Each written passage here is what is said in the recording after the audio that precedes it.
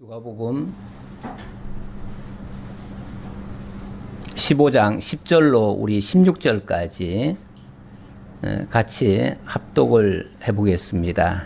내가 너희에게 이르노니 이와 같이 죄인 한 사람이 회개하면 하나님의 사자들 앞에 기쁨이 되느니라. 또 이르시되 어떤 사람에게 두 아들이 있는데 그 둘째가 아버지에게 말하되 아버지여 재산 중에서 내게 돌아올 분깃을 내게 주소서 하는지라. 아버지가 그 살림을 각각 나눠 주었더니 그 뒤 며칠이 안 되어 둘째 아들이 재산을 다 모아 가지고 먼 나라에 가 거기서 허랑방탕하여 그 재산을 낭비하더니 다 없앤 후 그 나라에 크게 흉년이 들어 그가 비로소 궁핍한지라. 가서 그 나라 백성 중 한 사람에게 붙여 사니 그가 그를 들로 보내어 돼지를 치게 하였는데 그가 돼지 먹는 지엄 열매로 배를 채우고자 하되 주는 자가 없는지라. 아멘.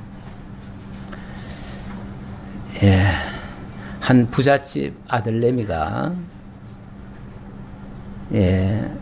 자기 몫을 다 허랑방탕으로 날려먹고 그리고 돼지우리에 들어갔습니다.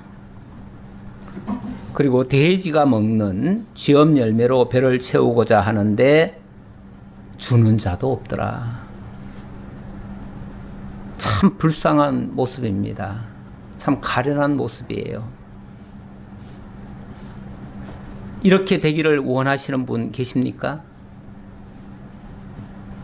아마도 한 사람도 없을 것 같습니다. 내 삶이 아무리 고달프고 또 실패를 맛보고 루저와 같은 그런 삶이라 할지라도 결코 이렇게 되기를 원하는 사람은 없을 겁니다. 모두가 다 나름대로 꿈을 가지고 있고 그 꿈은 대부분 그래도 화려하잖아요. 뭔가 장밋빛 비전을 가지고 그걸 위해서 우리가 달려가고 그걸 위해서 힘쓰고 있는데 정말 돼지 먹는 지엄 열매로 배를 채우고자 하는데 주는 자도 없다. 참 비참한 이야기입니다. 저는 가끔 그 생각이 나기는 해요. 요 다음 장에 보면 16장에 청지기 비유가 있는데요. 그 청지기 비유, 청지기가 굉장히 불의한 청지기가 있어요. 근데 어느 날 주인이 그 불의한 것을 알고는 일을 못하게 해야 되겠다. 그래서 쉽게 말하면 해고를 통지를 했어요. 그러니까 3절에 보니까요. 청지기가 속으로 이르되 주인이 내 직분을 빼앗으니 내가 무엇을 할까? 땅을 파자니 힘이 없고 빌어먹자니 부끄럽구나. 저는 이 말씀이 가끔 저를 경성하는데 중요한 말씀이 되고 있습니다.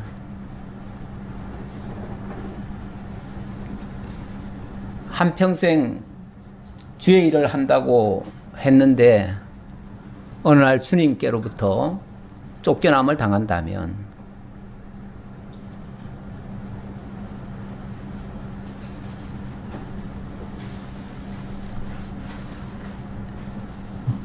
땅을 파자니 힘이 없고 빌어먹자니 부끄럽고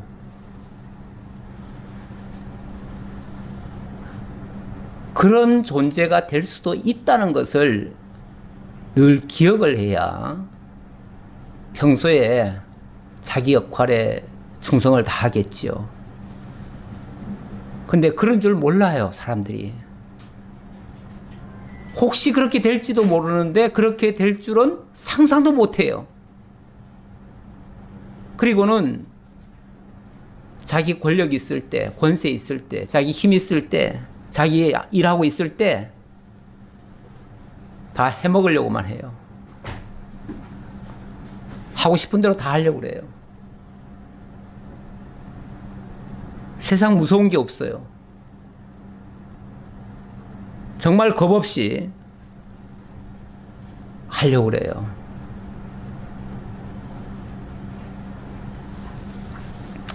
예. 갑자기 무겁게 제가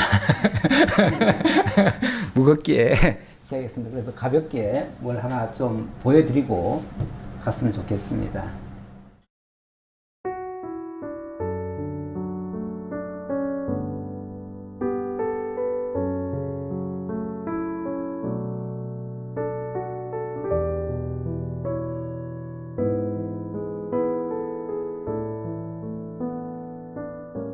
한 군데 갔더니 왜 난데없는 젊은 청년이 나타나가지고 스님 염불하고 댕기지 말고 예수 믿고 구원받았소. 예수를 믿으면 영원히 사는 것이 구원입니다. 뭐요? 예수 믿으면 영원히 살아요? 당신 그런 거짓말로 댕기면 당신 죽어 지옥에 12대문에 끌려가면 고통받을 거야. 그런 거짓말을 하면 안 돼. 부처님 저 어리석은 청년을 용서하옵소서. 나무아미 타. 그리고 가는데 이게 또 따라오네. 와가지고 뭘로 가는 거야? 예수는 생각해보고 믿고 이 책을 좀 한번 읽어보라고 주더라고요. 시주사를 얻으려고 짊어지고 되어 있는 바람망태다. 그 책을 쑥 집어 엿보래요.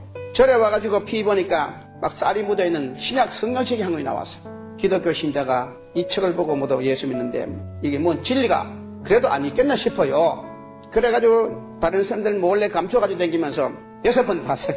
근데 이상해요. 신약 성경 6번 읽었는데 이 생각 저 생각 하다가 말씀 한마디가 내 머리에 떠올라요. 수고 무거운 짐진 자야, 다 내게 오라. 내가 너를 쉬게 하리라. 서가모니 부처는 80을 살아도 그런 소리 한 번도 안 했어. 근데 예수는 자신이 있으니까 오라고 안 했겠느냐. 아이 그건 모르겠다, 가자. 그래가지고 뛰쳐나와 버렸어. 이 성경책을 보고 기독교의 주인공이 살았다. 그러면 우리는 죽은 주인공의 복달라고 빌 것이 아니라 산 주인공의 복달라고 비는 것이 인간의 가치를 할 수 있는 방법이다. 그래서 나도 믿어야 되겠다는 마음을 결심한 것이. 그래가지고 저는 서울 감신대학을 졸업해가지고 그래서 제가 감리교 목사 안수를 받게 된 거예요. 우리 아버지가 원구 선임이신데 74년 동안 주지를 했단 말이에요. 그럼 내가 이 목사가 어떻게 전도하겠습니까? 그래서 저는 아버지 하나님께 기도했지요. 구하면 주신다고 했지 않습니까? 제가 목사하려면 우리 아버지가 예수 믿어야 되겠사온데 아버지를 전도할 수 있는 힘을 주시고 지혜를 주시고 능력을 주시옵소서. 오랫동안 기도했습니다. 그리고 그동안에 아버님과 헤어져 있었기 때문에 명절이 오면은 시를 써보기도 하고 글을 써보기도 하고 편지를 써보기도 했습니다. 아버님 그동안 만수무강 하셨습니까? 아버지가 내 모습을 보고는 나하고 인연이 끝났는데 돌아가라 그래요. 아버님 자식이 어떻게 인연이 끝났습니까? 아버님 예수 믿고 구원 받으셔야 됩니다.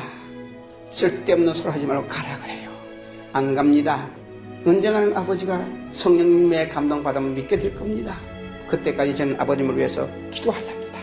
그리고 나이가 74살 먹은 할아버지 앞에서 저녁마다 엎드려가지고 아버님 제가 보고 싶어서 이 글을 써가지고 왔는데 한번 들어보실랍니까? 필요 없다 안 된다 그래요. 들어보세요. 그러면서 그 노래를 4개월 동안을 저녁마다 아버지 앞에서 불러드렸습니다. 아버지가 은혜를 받아서 기독교에도 그런 효도관이 있느냐 물어요.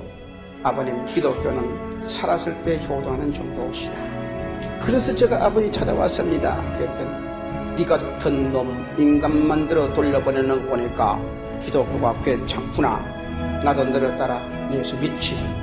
할렐루야. 저희 아버님은 74살에 74년을 입었던 성복과 염주 그리고 책 같은 거 사정없이 불태워버리고 예수 믿게 됐습니다.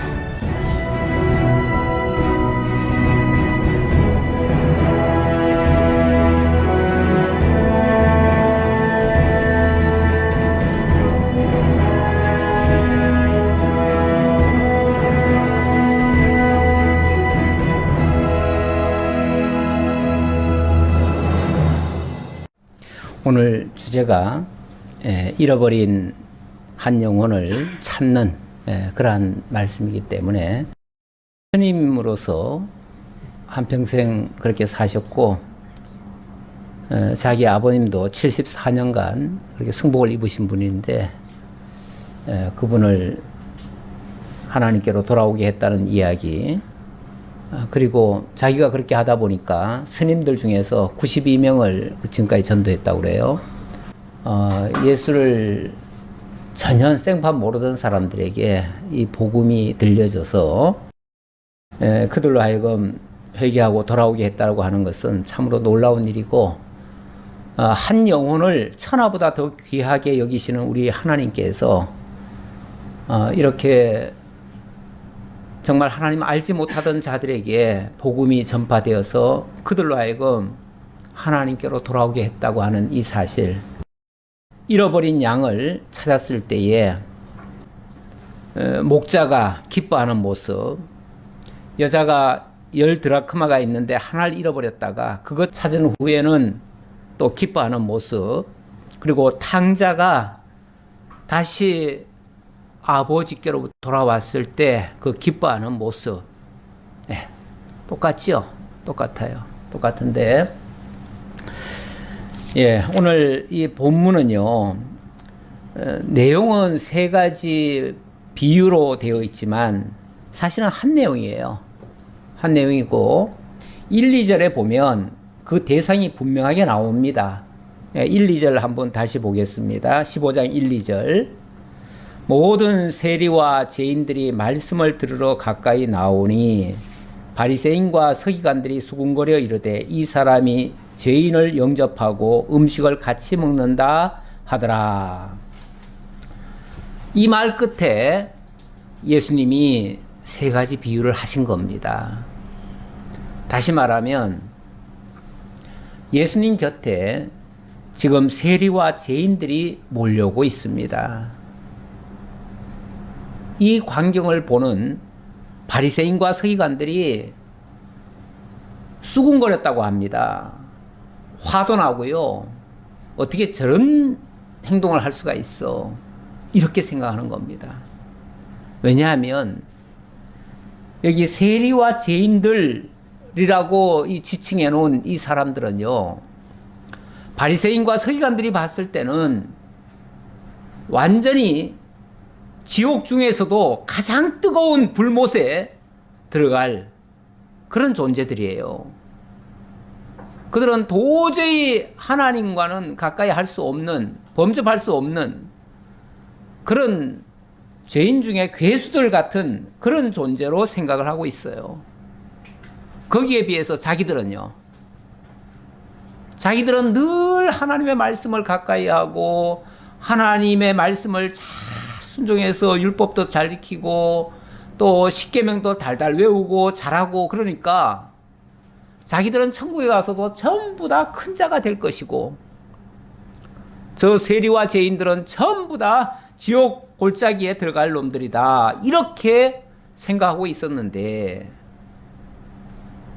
거룩하다고 하시는 예수님이 자기들 곁으로는 안 오고 자기들은 못 본 채 하고 오히려 세리와 죄인들과 함께 말씀을 나누고 그들과 식사도 하고 이렇게 하니까 열받은 거죠. 한마디로 화가 난 거죠.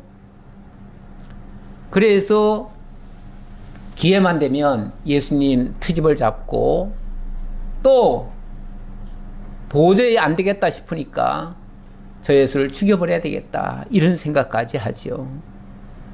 예수가 있는 한 자기네들이 인정을 못 받는 거죠. 그런데 하나님의 뜻이 뭔데요? 도대체 하나님이 율법을 주시고 그 모든 일들을 하신 일이 뭔데요? 전체 내용을 보니까 하나님의 일은요, 하나님이 자기 백성을 구원하는 일이에요. 자기 백성을 구원하기 위해서 예수님이 이 땅에 오셨고 그걸 위해서 하나님이 메시아를 준비해 주신 거예요. 그러니까 메시아가 오셔서 하시는 일이 자기 백성 구원하는 일인데 마땅히 그 일을 하고 있는데 그리고 그 일을 통해서 하나님이 지금 기뻐하고 있는데 그걸 기뻐하지 않는 인간들이 있어요. 그 인간들이 자기네들은 의롭고 경건하고 하나님의 말씀에 순종 잘하고 이런 자들이라고 자처하는 자들이에요. 근데 자기네들은 그렇게 자처하는데 예수님의 평가는 외식하고 있다고 얘기를 하죠. 이 외식하는 자들아. 껍데기로만 거룩한 척, 의로운 척,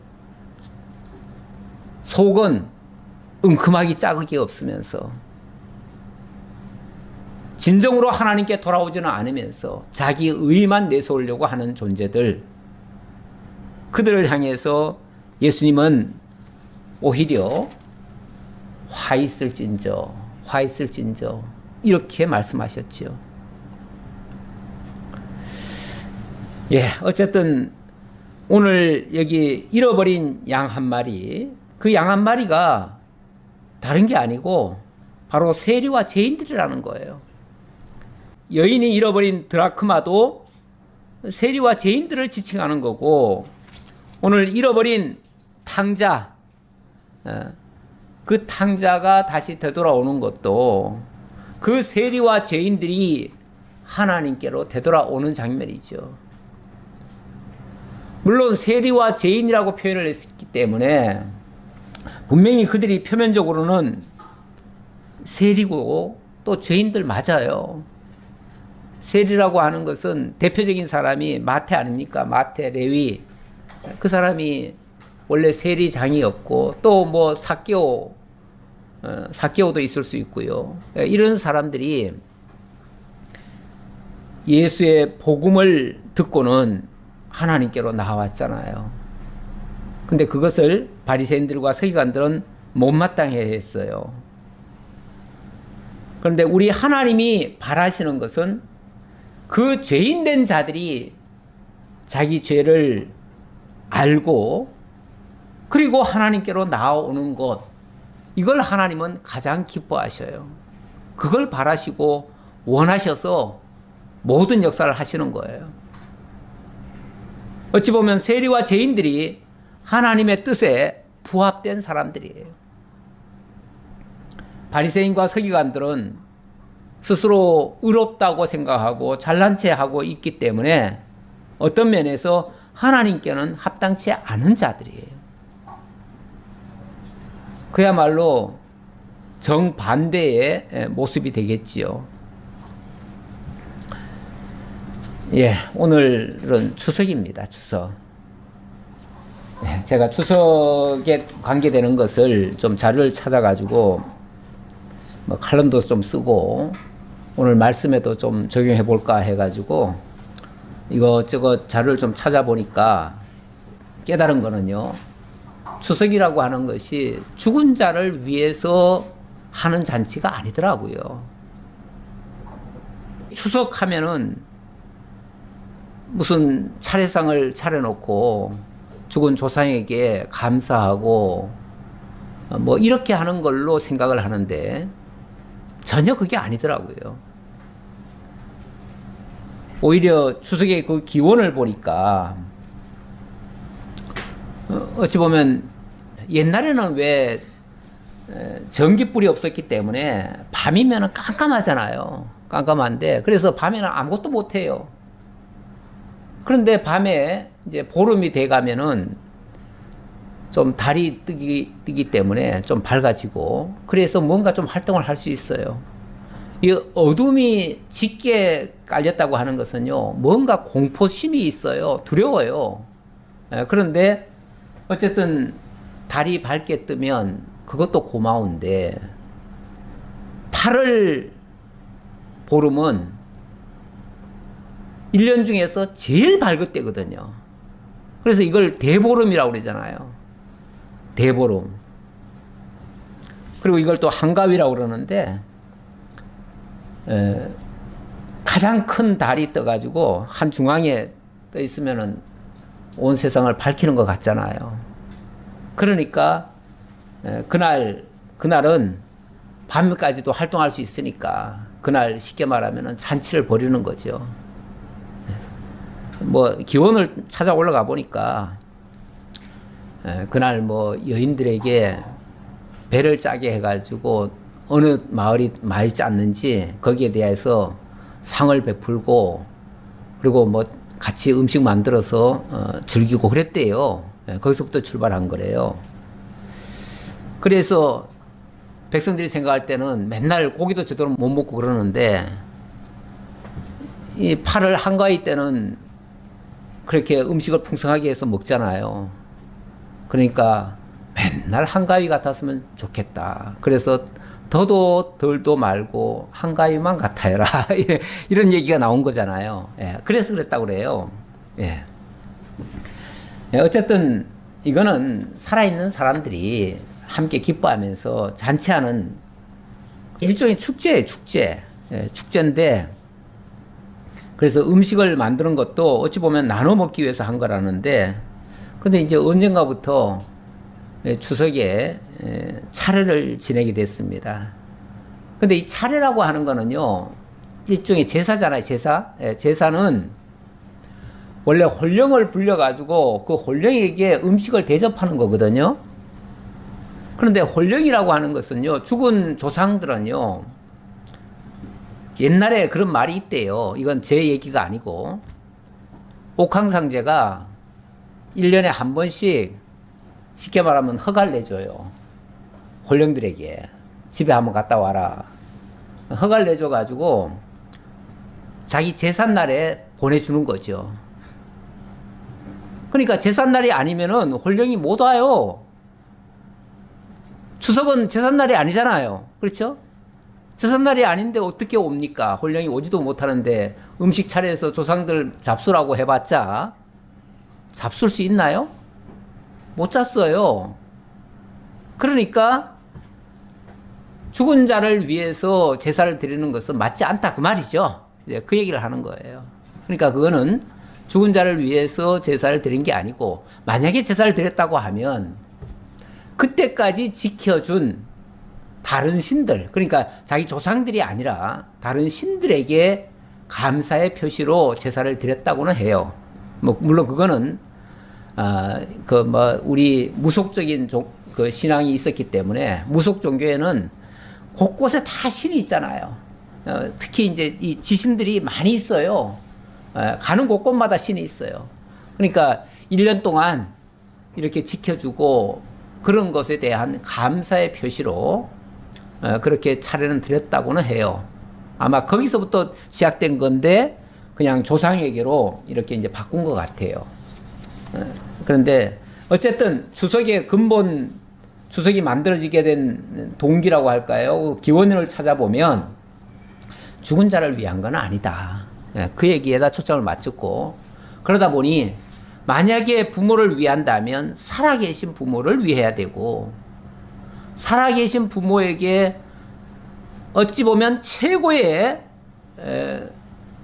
효를 해야 되는데 부모를 섬겨드리고 인사도 그러니까 잘 해야겠죠. 해야 되는데 최고의 효는 다름 아니라 하나님께로 인도하는 일이다.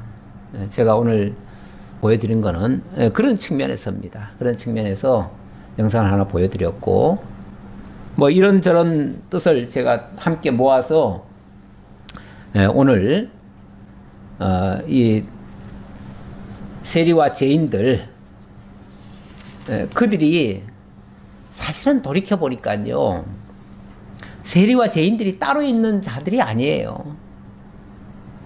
세리와 죄인들이 태어나면서부터 세리와 죄인이 따로 있었던 게 아니고요. 어떻게 살다 보니까 세리와 죄인의 그런 타이틀을 얻은 거예요. 바리새인들, 서기관들도 근본이 무슨 그들은 특별한 존재로 이렇게 된 사람들이 아니에요. 쉽게 말하면은 어느 가정에 태어났고 그 집에 살다 보니 그 환경 속에서 그런 대우를 받고 사는 것 뿐이죠. 그러니까 자기가 잘나서 의롭게 된 게 아니에요. 자기가 또 잘못해서 죄인이 된 게 아니에요. 더 돌이켜보면 근본적으로 모든 인류가 죄 아래 태어나 버렸어요. 아니 무슨 어린 아기가 무슨 죄 아래 태어나느냐, 또 그렇게 또 말씀하시는 분도 있지만, 우리가 이제 거슬러 올라가 보면 맨 처음에 하나님이 천지를 지으시고 인간을 지으셨는데 그때는 정말 죄라고 하는 것이 없었지요. 그래서 처음 태어난 인간은 태어날 때 죄인이 아니에요. 그런데 아담의 타락 이후 에덴 동산에서 쫓겨나고, 그리고 정말 그때부터는 죄 속에서 태어난 것이 돼버린 거예요. 그래서 아담 자신은 죄에서 태어난 게 아니지만, 최초의 인간은 죄에서 태어난 게 아니지만, 그 다음부터는 다 죄에서 태어나게 된 거예요. 그러니까 시작이 다 죄인이에요. 다 죄인. 다 세리와 죄인들이에요. 뭐 그 역할이 나타나가지고 더 분명하게 죄가 확 드러난 사람도 있고, 어떤 사람은 죄라고 하는 말을 들어보질 못했어요. 들어보질 못하니까 자기가 의로운 줄로 착각하고 있는 거예요. 그리고 뭔가 조금 잘하는 것 같으니까 자기가 바리새인이고 서기관이고 자기는 훌륭한 의로운 자라고 이렇게 착각하고 사는 것 뿐이에요. 똑같아요. 그런 자들이, 누구나 할 것 없이 그런 자들이 다시 의인이 되는 방법이 있기는 하지요. 그거는 우리 죄인된 자들을 위해서 이 땅에 오신 그 예수를 나의 주로 받아들이고 내가 죄인임을 고백하고 그분 안에서 새로운 삶으로 바뀌어진다면, 새 생명으로, 그분의 삶으로, 이제부터는 옛사람으로 사는 게 아니라 그분의 생명으로 산다면 의인이 되는 거죠. 그래서 이제 우리가 너나 할 것 없이 그분을 통해서 하나님께로 나아가야 돼요. 그 하나님이 바로 우리 아버지예요. 그 아버지에게로 돌아가야 돼요. 제가 추석을 생각하면서 계속 생각나는 거는 아버지께로 돌아가는 것, 돌아간다는 그 말에 제가 초점이 맞춰져 가지고 사실은 이런저런 말씀을 다 생각을 해봤는데, 우리 인간이 하나님께로 돌아가지 않으면 다 헛거예요. 하나님께로 돌아가지 않으면 그냥 흙에서 나서 흙으로 들어가고 그냥 끝나는 존재예요. 그런데 그런 존재였다가도 아버지께로만 돌아가면 완전히 새 생명으로 탈바꿈이 되어지는 거예요. 이게 너무 귀한 거고, 그래서 너나 할 것 없이 다 아버지께로 돌아가야 돼요. 우리는 다 돌아가야 될 사람들이에요. 안 돌아가면 소용없는 삶이에요. 다행히 우리가 죄인임을 고백을 했습니다. 우리 스스로의 힘으로는 살 수 없는 존재구나. 나는 의로운 존재가 아니구나. 그래서 정말 아버지가 필요하다. 그래서 자기를 내려놓고 예수를 나의 주로, 그러니까 내가 주인이었던 나의 삶 속에 예수가 들어와 가지고 그 예수가 나의 주인이 돼버린 거예요. 그래서 내가 그 예수를 주로 믿으니까 그 예수가 나를 아버지께로 인도하신 거예요. 그래서 아버지 하나님께서는 예수를 통해서 나를 아들로 삼아주신 거예요. 그래서 이제 우리가 아버지의 아들이라 칭함을 받게 된 거죠. 근데 여전히 우리는 아버지의 아들이라 칭함을 받았지만 내가 죄인이었다는 사실을 기억하고 있어야 돼요. 그걸 모르면은 오만방자해져요. 그래서 우리로 하여금 너희는 죄인이었어 라는 사실을 일깨워 주시죠. 그런 내용이 성경에서 계속해서 우리에게 들려주고 있는 말씀이고요. 그거를 우리가 깨달으면 우리가 이제 내가 주인이 돼서 내 마음대로 하던 것, 내가 주인이 돼서 내 마음대로 하는 사람이라면 그게 자기 분기 가지고 탕진하는 사람들이에요. 자기 삶을 자기 마음대로, 자기가 주인이 돼서 자기 마음대로 살아가는 사람이에요. 그렇게 되어지면 결국은 다 잃어버리게 될 것이고, 마침내는 돼지우리에 들어가서 쥐업 열매로 채우고 사는 그런 존재가 되고 말아요. 사실 이 돼지우리 또 쥐업 열매 이런 거는요, 원래 이스라엘 백성들은요 아주 경멸하는 겁니다. 경멸하는. 원래 돼지도 부정한 짐승이라고 해가지고 아주 경멸을 했지요. 돼지가 먹는 쥐업 열매라면 더더욱 그러지 않겠어요? 난 쥐업 열매가 사실은 정확히 뭔지 몰라요. 하지만 돼지먹이라면 돼지가 먹고 사는 거라면 얼마나 더럽고 얼마나 정말 좋지 않겠어요? 좋지 않겠죠, 당연히. 하나님 없이, 아버지 없이 사는 인생의 모습이 그렇다는 거예요. 우리가 하나님 없이 이 땅을 살아간다면 그냥 돼지우리에 사는 것과 같아요. 아무리 화려한 집에 살아도 사실은 돼지들과 같이 사는 거나 같은 얘기가 돼버려요. 우리가 거기서 이 아들이 깨달은 거 아닙니까? 그 지경까지 가니까 비로소 내가 지금 뭐 하는 짓인가? 내가 이렇게 형편없는 존재구나 라는 사실을 깨달아 버린 겁니다. 그리고는 내 아버지 집을 생각한 겁니다. 내 아버지 집은 부족함이 없고 내 아버지 집은 종이라도 이것보다는 더 괜찮은 거 먹고 사는데, 그렇죠? 아버지 집은 그래도 명색이 부잣집인데 그래도 뭐 쌀밥 먹고 살 거 아니에요. 그렇죠? 예를 들자면 그래도 고기도 가끔씩 먹을 거 아니에요. 그런데 돼지우리에 와가지고 쥐업 열매 먹고 산다면 그것도 누가 해주는 리가 없어요. 아무도 안 해줘요. 자기가 그거 따먹고 살아야 되는데 얼마나 피곤하고 얼마나 힘든 삶이겠어요. 그야말로 죽지 못해 사는 삶이죠.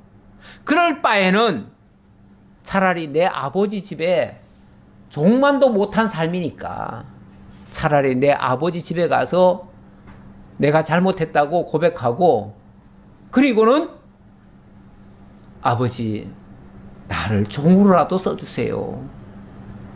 이제부터는 아들 대우받고 싶지는 않습니다. 아들 대우가 아니라 이젠 종으로 여김을 받아도 좋으니 종으로라도 써주세요 하고서 돌아갔다는 거 아닙니까? 예. 그런데 이게 웬일입니까? 예. 19절부터 한번 좀 볼까요? 지금부터는 아버지의 아들이라 일컬음을 감당하지 못하겠나이다. 나를 품꾼의 하나로 보소서 하리라 하고 이에 일어나서 아버지께로 돌아가니라. 아직도 거리가 먼데 아버지가 그를 보고 측은히 여겨 달려가 목을 안고 입을 맞추니, 그렇게 허랑방탕하고 제멋대로 살았던 아들이라서 아마 아들이 생각할 때도 이런 나를 아버지가 절대로 곱게 받을 리가 없고 나를 아마도 배척하지 않겠나. 배척하더라도 나를 종으로라도 좀 써주세요 라고 하고 싶어서 갔는데 이게 웬일입니까? 아직도 거리가 먼데 아버지가 그를 알아보더래요. 그러니까 자기 발로는 솔직히 말해서 아버지 곁으로 갈 용기도 없어요. 솔직히 말하면은 용기도 없어요.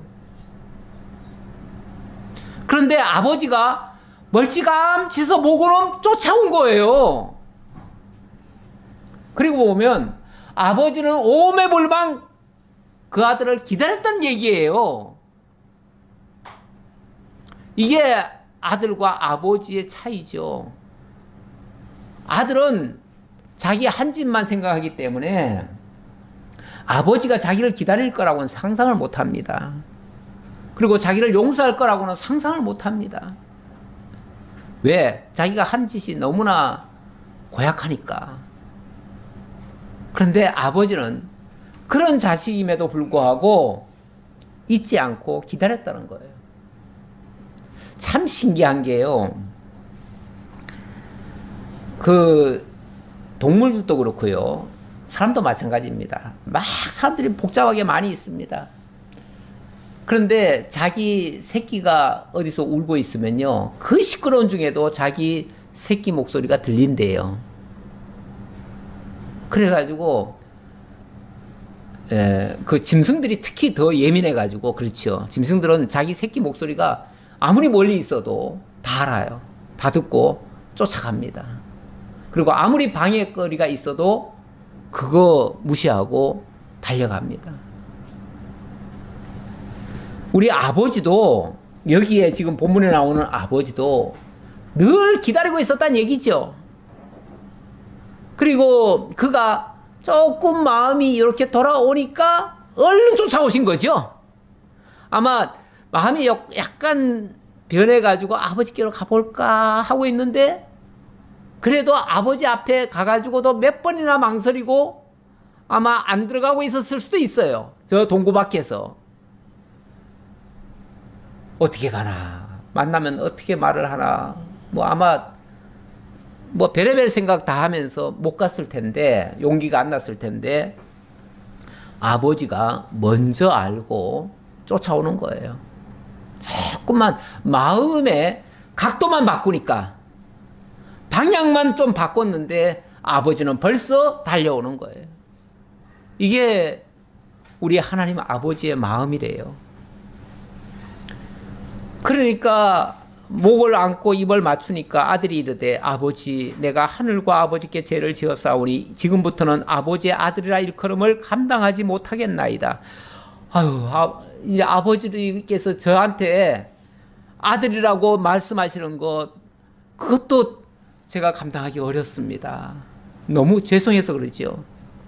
그랬더니 그렇게 하였으나 아버지는 종들에게 이르되 제일 좋은 옷을 꺼내다가 입히고 손에 가락지를 끼우고 발에 신을 신기라. 제일 좋은 옷. 그 아들을 위해서라면 내가 너를 위해서 이렇게 준비한 것이 있다. 내가 너를 위해서 최고로 좋은 것, 우리 집에서 제일 좋은 것 내가 준비해놨다. 그러면서 아낌없이 그것을 꺼내다가 입히고 손에 가락지를 끼운대요. 발에 신을 신긴대요. 이거는 신분을 완전히 회복해 주는 거예요. 그리고는 살찐 송아지를 끌어다가 잡으라. 우리가 먹고 즐기자. 야, 너무 기쁘다. 우리 잔치하자. 잔치하자.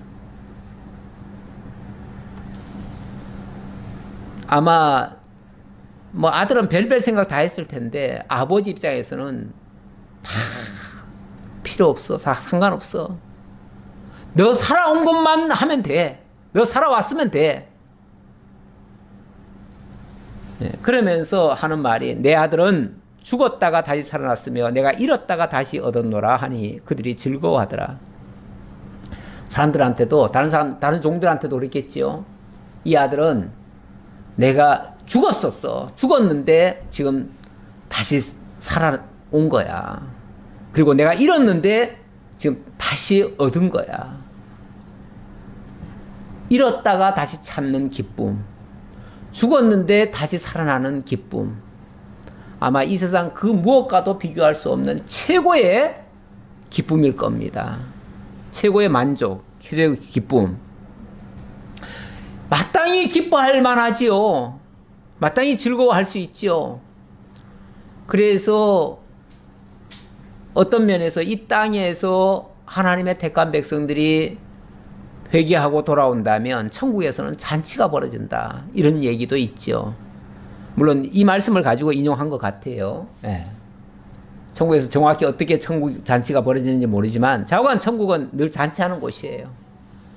우리가 아버지께 돌아온 자들은 늘 잔치할 수 있는 거예요. 그런데 이렇게 기뻐하고 모든 종들도 함께 기뻐할 이 일에 어떤 사람은 불편합니다. 누가 불편할까요?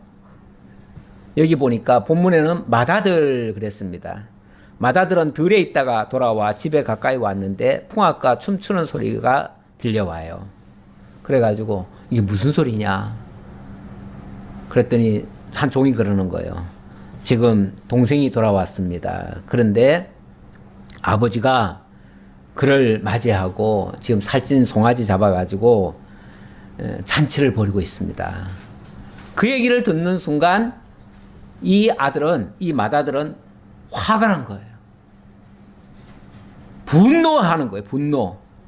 분노하면서 그가 노하여 들어가고자 아니하거늘 아버지가 나와서 권한대 아버지께 대답하여 이르되 내가 여러 해 아버지를 섬겨 명을 어김이 없거늘 내게는 염소 새끼라도 주어 나와 내 벗으로 즐기게 하신 일이 없더니.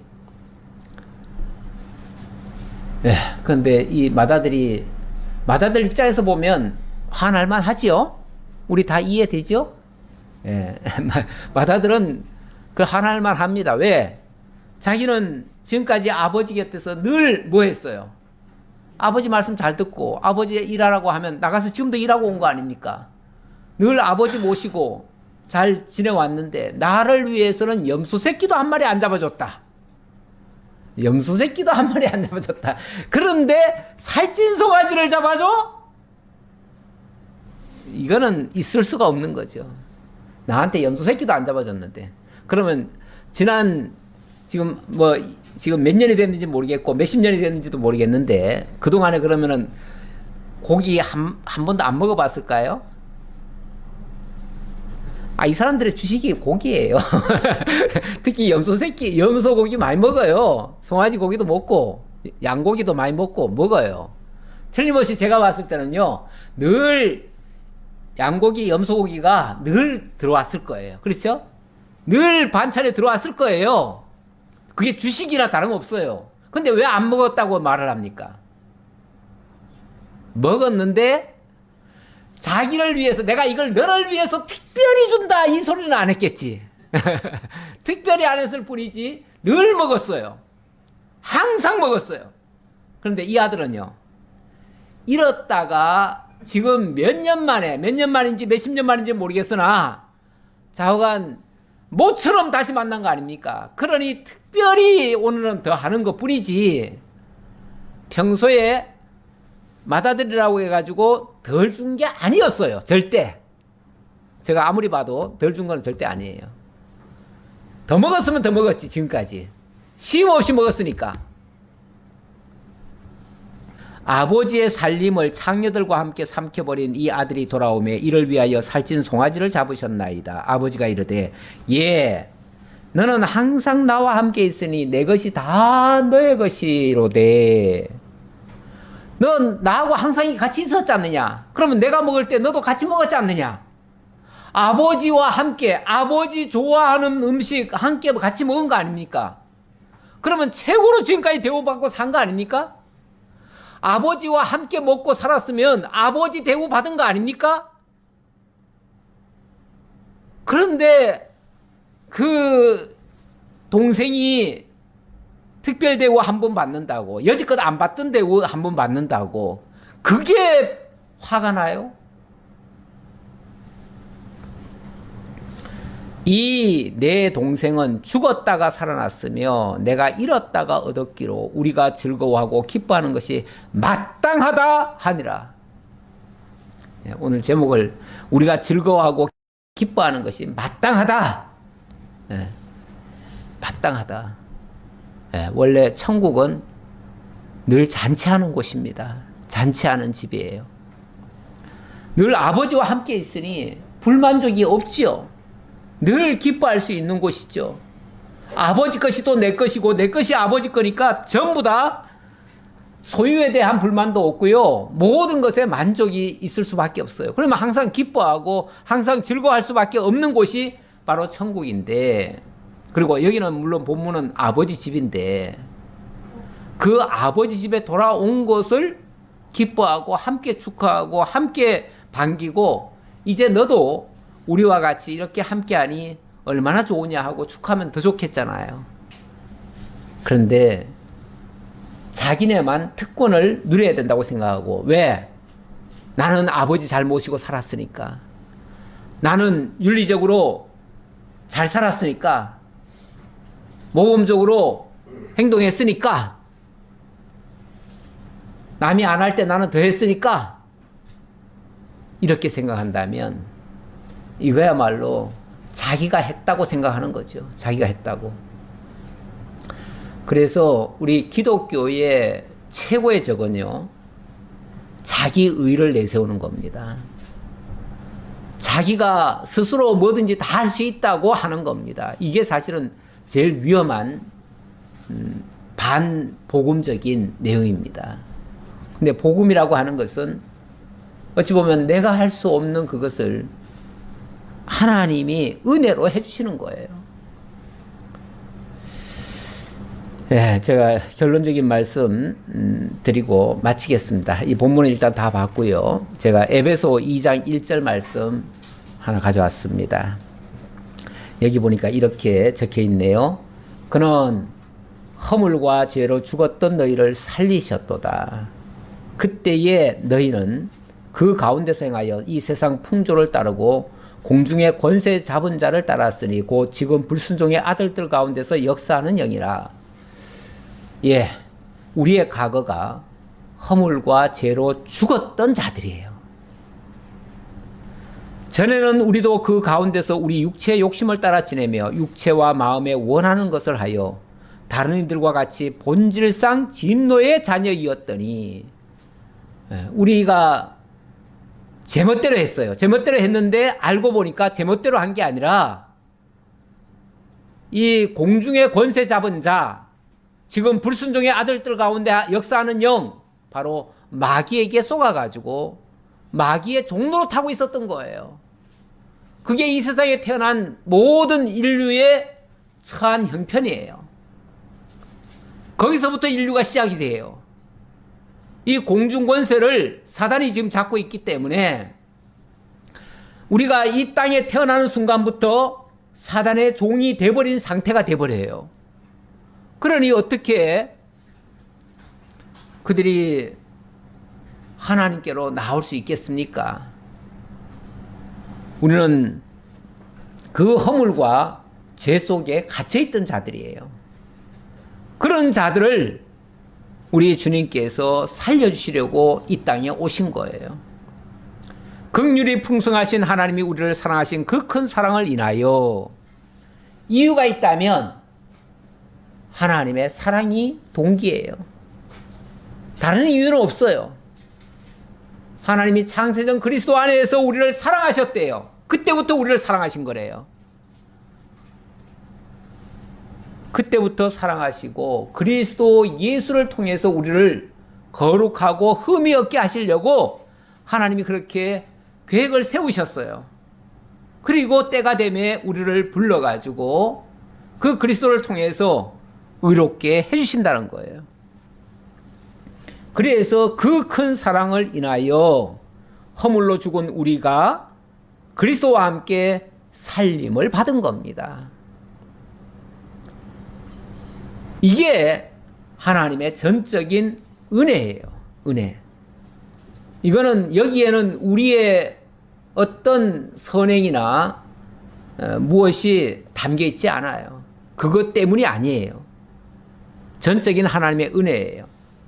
또 함께 일으키사, 참 우리가 예수 백으로 예수 덕분에, 예수 이름으로 예수가 살아날 때 우리도 같이 살아난 거예요. 그를 믿는 자들도 함께 살아난 거예요. 그래서 함께 일으키사 그리스도 예수 안에서 함께 하늘에 앉히시니 이제 우리가 하나님의 나라에 들어가고 하나님의 아들이라 칭함받고 하나님 아버지와 함께 잔치할 수 있는 그런 자격을 얻게 됐다. 이런 우리가 아버지 안에서 잔치하고 기뻐하는 것은 당연한 것이다.